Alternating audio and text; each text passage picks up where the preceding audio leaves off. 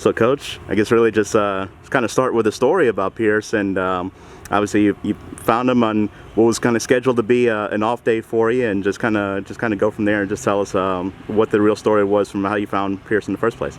Yeah, so I was actually in New Jersey watching some summer travel ball stuff, and there was morning games going on, and I had been getting calls about this player from a summer coach in the Cal Ripken League, who I coached for probably 6 years ago before that time. And he kept telling me, hey, there's this really good player up here. He can really play. He's big. He has some power. No one's offered him. So, I just can't go up to Maryland, New Jersey area whenever I want. So I was up there. There was morning games in New Jersey. I drove about 2-3 hours to D.C. to watch him play that night. And he was pretty good. He had just graduated high school. He was playing in a college league with Wood Bat. He was actually facing an arm from Ole Miss that pitched like 30-40 innings for him for Ole Miss that previous spring season. So he wasn't seeing, bad pitching. He was seeing a good arm. He was handling his own amongst college players, and he was the only, high school player out there. And he had like 3 hard hits, looked good, just ran like his hair was on fire everywhere on the field. So I walk away thinking, man, this guy's really good.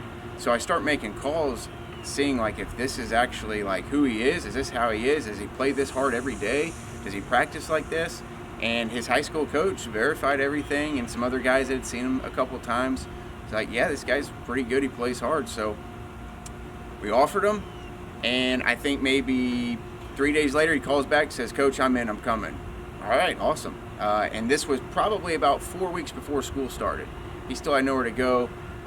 We were just throwing it out there. We're not really sure, but ends up, coming down here, and the rest is history with what he did offensively and, how he carried our teams.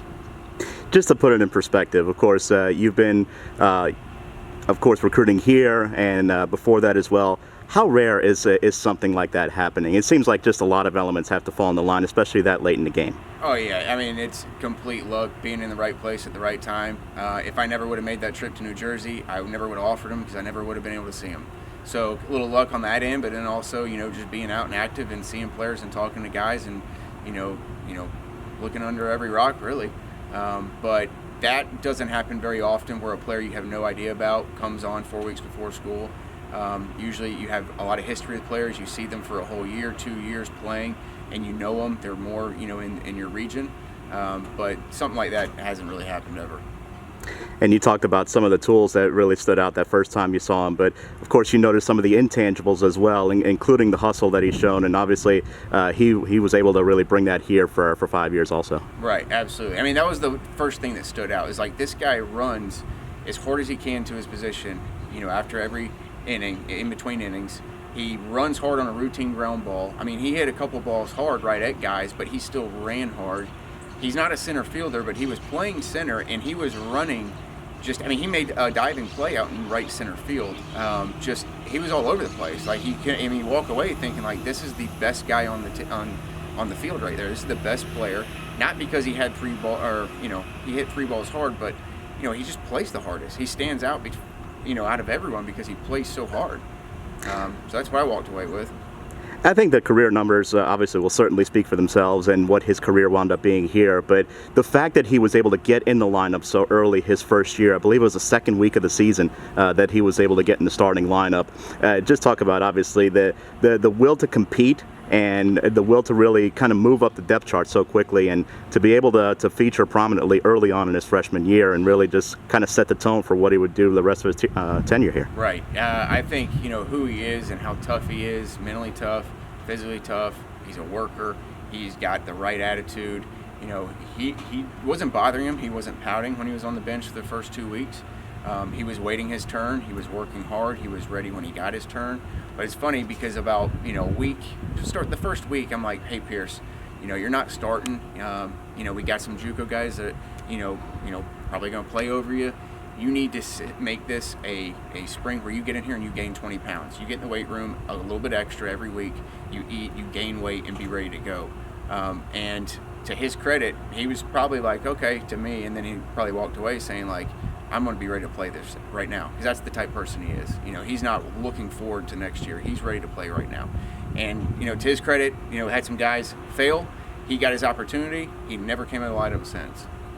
And talking about the conversation, can just kind of go back a little bit and talk about the conversation you had with Coach Blake about Pierce after you saw him, and kind of what that was like, and what you told him. Yeah, well, it's one of those conversations where he doesn't. I don't call him very often with this scenario of, hey, we need to offer this guy right now, and he needs to be on campus in 4 weeks. Usually, it's like, hey, I got a guy, I like him. We're gonna keep watching him. We're gonna get him on a visit. We're gonna get to know him. And he was a little bit like, yeah, okay, if you think so. He went with me, he trusted me, but he goes, if you think he can do it, let's get him.